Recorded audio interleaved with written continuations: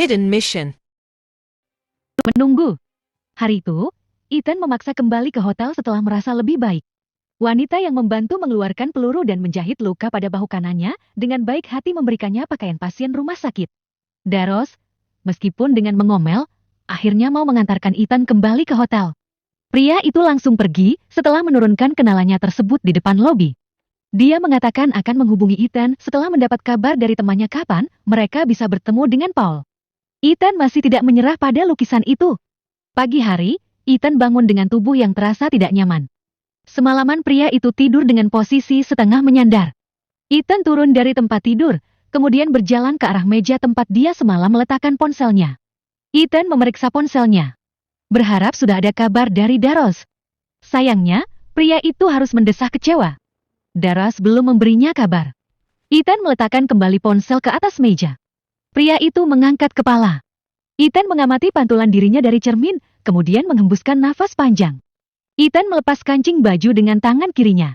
Pengaruh anestesinya sudah hilang, dan dia sudah bisa kembali merasakan sakit pada bahu sebelah kanan.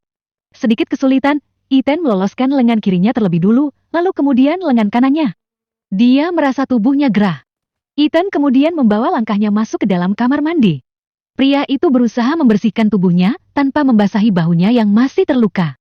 Meskipun tetap saja ada beberapa tetes air yang mengenai lukanya yang tertutup kasa.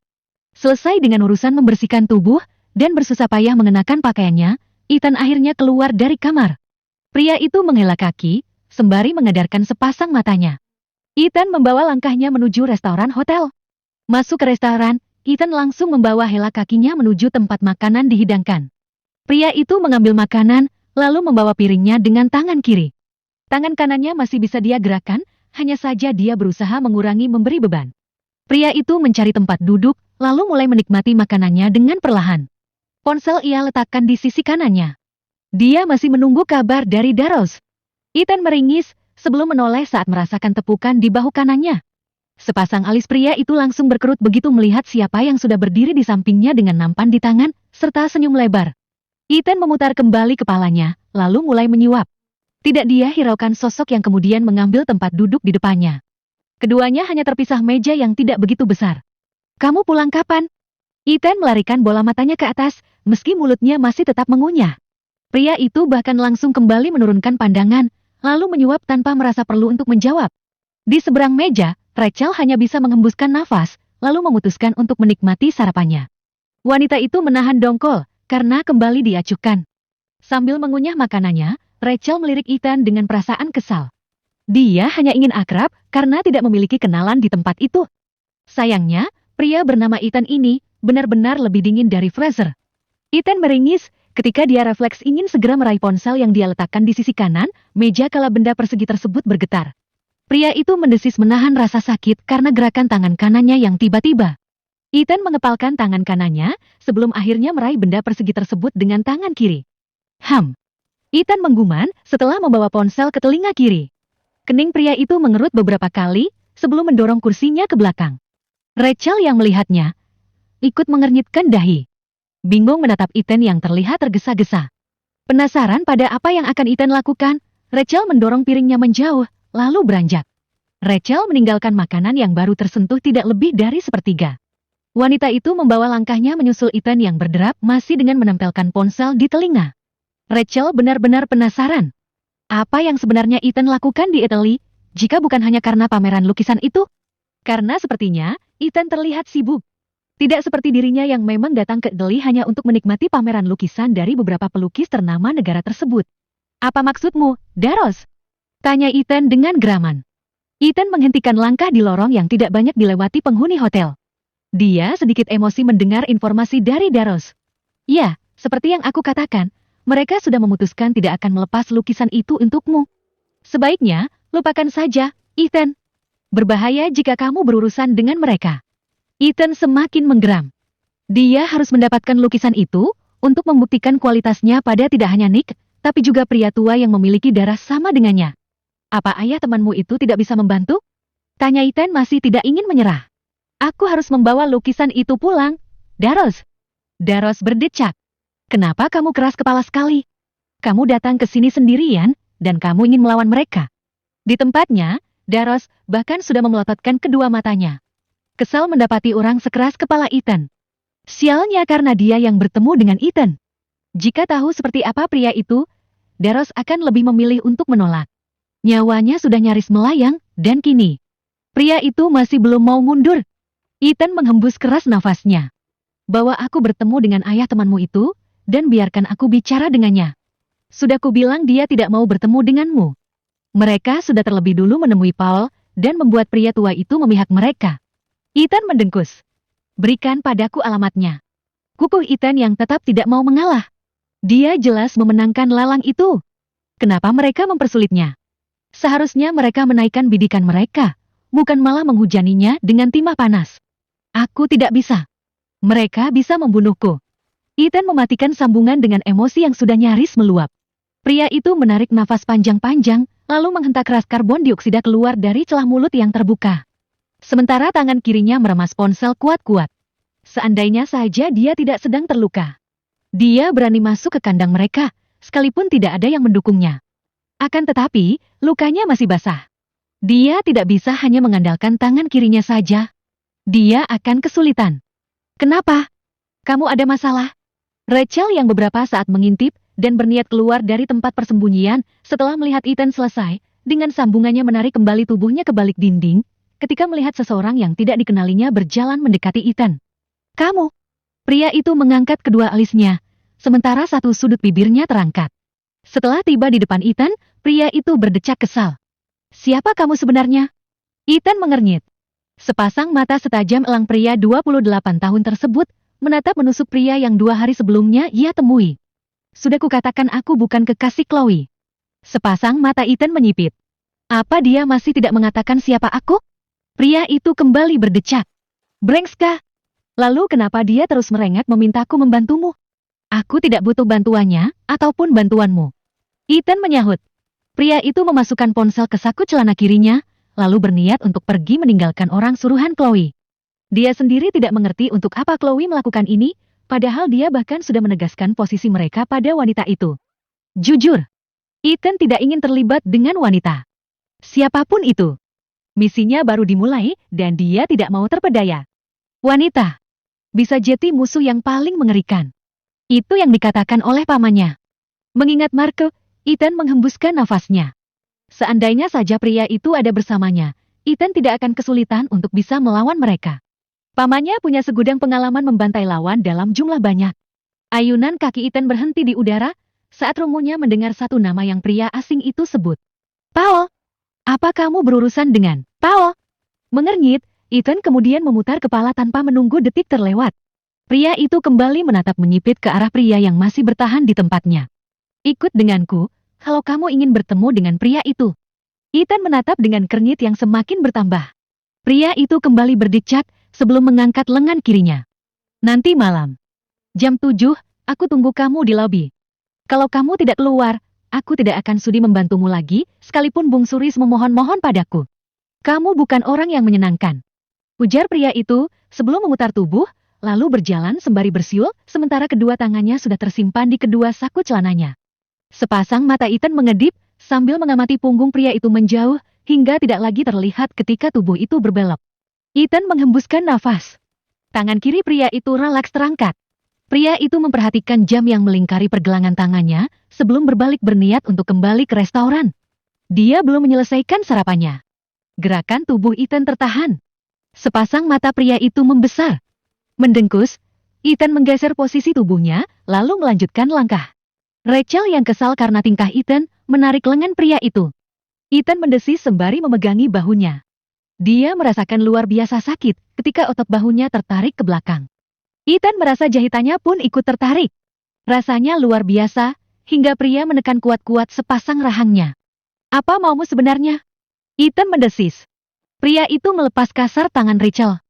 Bukannya menjawab, Rachel justru membuka mulut dan sepasang kelopak matanya, ketika dia melihat kemeja biru laut yang Ethan kenakan, perlahan terkena noda berwarna merah. Rachel membawa ke atas pandangannya. Wajah wanita itu berubah pias. Dada darah.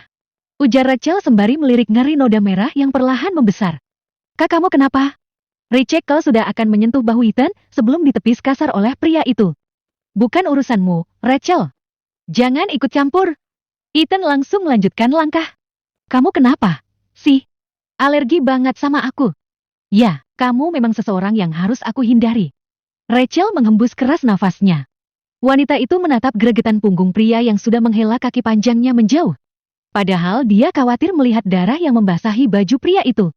Dia tidak tahu apa yang terjadi pada Ethan, tapi yang jelas, pria itu terluka. Lukanya juga bukan sekedar luka kecil karena darah yang dilihatnya cukup banyak. Ethan tidak jadi kembali ke restoran. Pria itu memutuskan kembali ke kamar untuk memeriksa lukanya. Rasa nyeri akibat tarikan cukup keras yang Rachel lakukan masih terasa. Ethan berkali-kali menekan keras katupan rahangnya untuk sedikit mengurangi rasa nyeri. Ethan tidak menghiraukan tatapan beberapa orang saat ia memasuki lift. Ethan menarik panjang nafasnya. Keluar dari lift, pria itu berderap cepat menuju kamarnya, lalu mengambil kotak obat. Ethan berdiri di depan cermin besar. Pria itu melepas satu demi satu kancing kemejanya. Dari pantulan cermin, dia melihat kasa yang menutup lukanya sudah basah oleh darah. Pria itu kemudian melepas kain kasa, lalu membersihkan darahnya. Setelahnya, Ethan mengoleskan salep yang diberikan oleh teman Daros sebelum menutup kembali luka tersebut dengan kain kasa baru yang masih steril. Ethan mendesah. Hanya satu peluru yang sempat bersarang di tubuhnya, dan dia sudah merasa seperti seseorang yang lemah. Ethan memperhatikan tubuh polosnya. Bekas luka di dada sebelah kiri dan juga di perut masih terlihat meskipun sudah tersamarkan.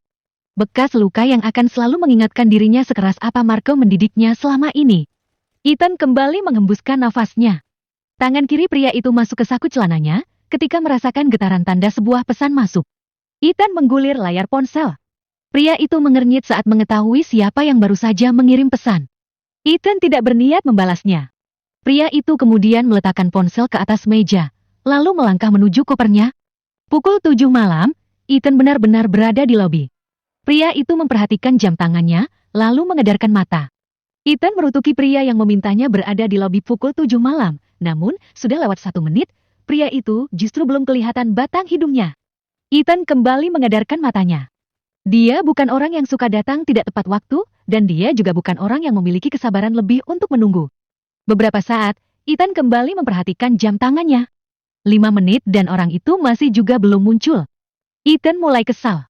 Pria itu berpikir jika mungkin saja dia hanya dikerjai. Pria itu tidak benar-benar bisa membawanya menemui si ketua dari seluruh pimpinan mafia di Italia. Ethan sudah akan mengangkat tumitnya ketika mendengar suara decitan ban mobil yang melaju kencang, kemudian direm secara mendadak. Sontak, Ethan menoleh ke arah datangnya suara. "Ayo, cepat masuk." Pertemuan dengan Paul. Nyaris 1 jam Ethan berada di dalam satu mobil dengan pria yang ternyata bernama Banigno. Ya, Ethan akhirnya menanyakan nama pria yang menjanjikannya bisa bertemu dengan Paul, setelah Daros yang mengenal putri pria itu tidak berhasil membawanya bertemu dengan si ketua dari para pimpinan mafia. "Apa kamu juga bagian dari mereka?" Ethan bertanya. Pria itu menoleh menatap sosok yang duduk di belakang kemudi. Banigno melirik ke samping. "Menurutmu?"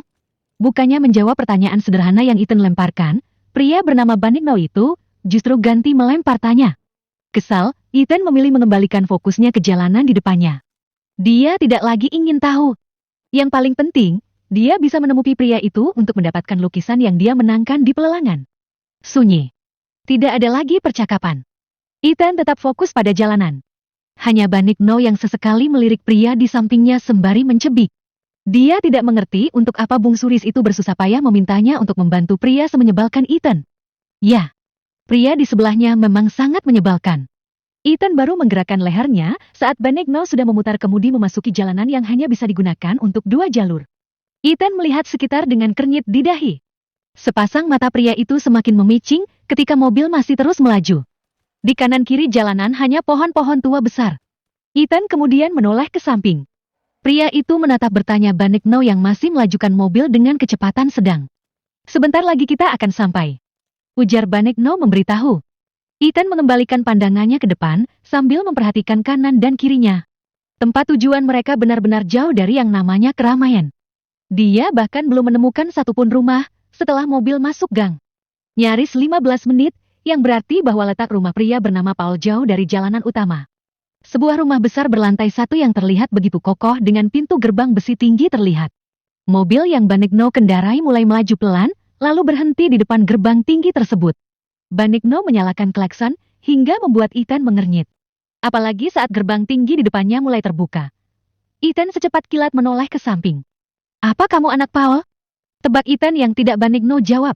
Pria itu justru kembali menginjak pedal gas. Membawa tunggangannya masuk ke halaman super luas rumah besar sang ketua mafia. Meskipun tidak mendapatkan jawaban dari tanyaannya, namun Ethan bisa menebak Benigno jelas memiliki hubungan dengan pria bernama Paul itu. Dia hanya perlu menyalakan klakson satu kali untuk membuat dua orang dengan tubuh kekar berseraman berlari untuk membuka pintu gerbang.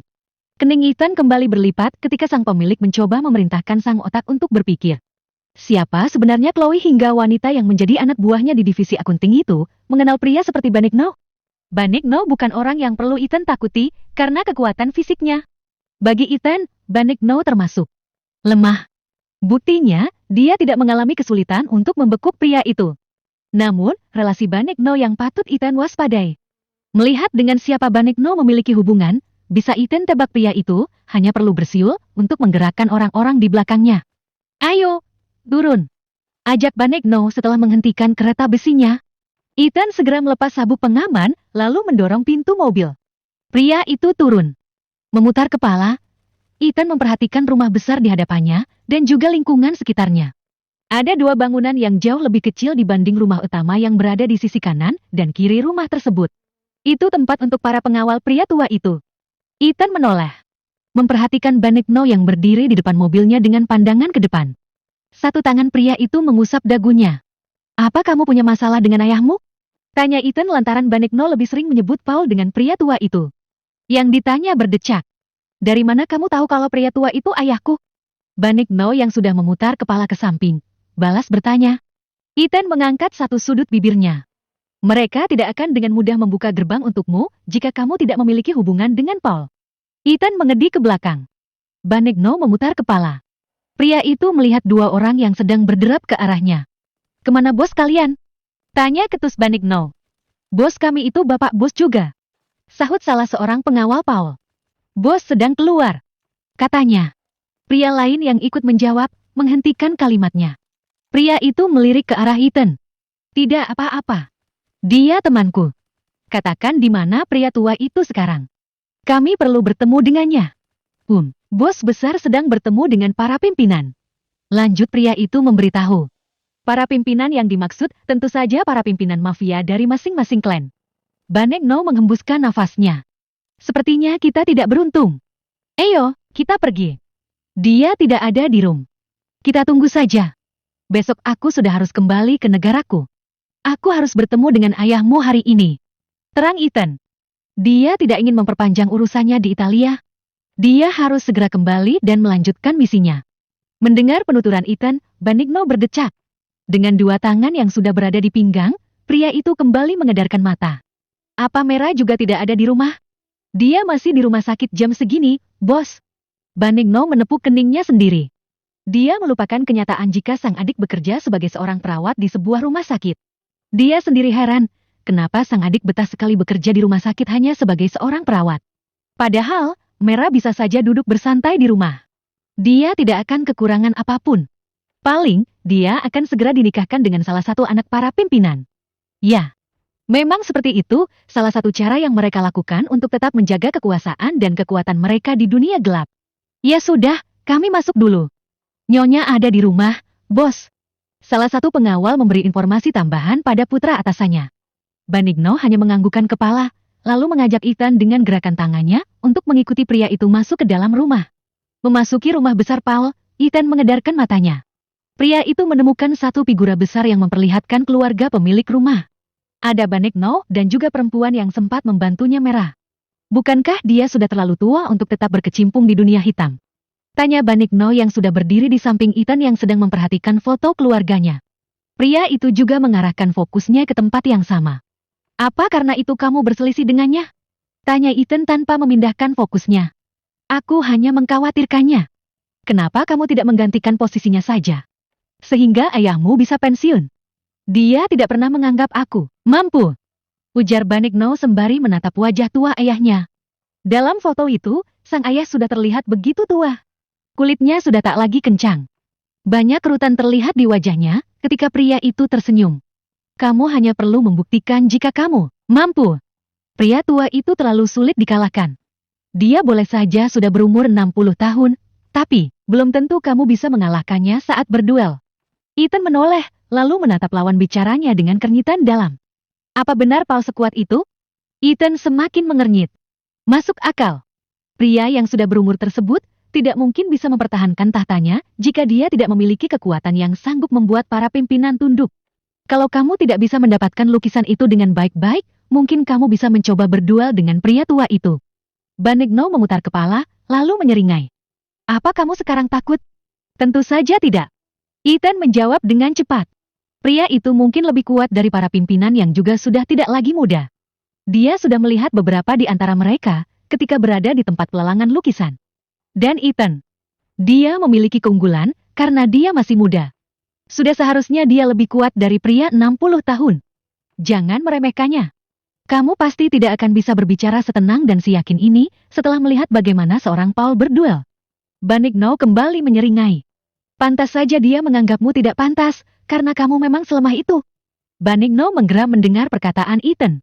Satu tangan pria itu sudah mengepal dan terangkat. Bersiap untuk memukul, namun ia tahan.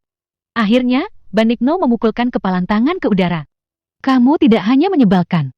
Kamu juga brengsek, Ethan. Kalau bukan karena si bungsu Chloe, aku tidak akan sudi membawamu ke sini. Ethan mengerjap ketika mendengar Benigno menyebut nama Chloe. Berkali-kali Benigno menekankan bahwa jika bukan karena Chloe yang memintanya, pria itu tidak akan membantu dirinya. Bukankah itu terdengar seperti Benigno memiliki hutang budi pada Chloe? Ethan semakin merasa penasaran pada sosok bawahannya di perusahaan Wesoods. Mulut Ethan sudah akan terbuka untuk menanyakan apa yang mengganggu pikirannya. Tentang siapa sebenarnya sosok Chloe selain dia adalah saudara dari Fucho, ketika rungunya menangkap suara derap langkah mendekat. Dasar anak kurang ajar. Beraninya kembali ke rumah setelah 3 bulan menghilang. Benigno yang melihat kedatangan ibunya, meringis. Pria itu merutuki nasibnya. Jika bukan karena Chloe, dia masih belum akan sudi kembali ke rumah setelah pertengkaran hebatnya dengan Paul. Beraninya kamu pergi tanpa memberi kabar pada ibumu yang sudah tua ini? Wanita yang baru datang itu memukuli anaknya. Astaga, ibu. Jangan membuatku malu di depan orang lain. Aku bukan lagi anak kecil. Ibu melakukannya karena marah. Wanita itu tetap memukuli sang anak, sementara Benigno hanya mencoba menghalau dengan kedua tangannya. Apa kamu pikir ayahmu itu benar-benar tega mengusirmu dari rumah ini? Ethan akhirnya paham kenapa Benigno terlihat tidak menyukai ayahnya. Ethan menghembuskan nafas. Sepertinya, Benigno sudah mengorbankan egonya untuk bisa membawanya menemui pria bernama Paul. Dan semua itu karena Chloe. Untuk apa anak kurang ajar itu kembali? Ethan yang mendengar suara menggelegar, menoleh dengan cepat. Pria yang dikenalinya dari foto keluarga sebagai sosok bernama Paul, melangkah dengan satu tongkat besi menumpu telapak tangannya. Paul memang sudah tua. Pria itu bahkan berjalan dengan membawa tongkat. Akan tetapi, hanya dari sekali pandang, Ethan tahu. Jika apa yang Benigno katakan, bukan omong kosong. Ethan bisa merasakan aura seorang elfi yang sedang mendekati targetnya. Tiba di depan anak dan istrinya yang sudah berhenti menggunakan kedua tangan untuk memukuli sang putra, pria bernama Paul itu menghentak keras tongkat besi di tangannya, sebelum detik berikutnya tongkat yang ternyata di bagian bawahnya terdapat benda tajam serupa ujung anak panah, sudah terhunus ke arah Ethan. Sepasang mata Ethan secara refleks terbuka membesar. Siapa orang asing ini?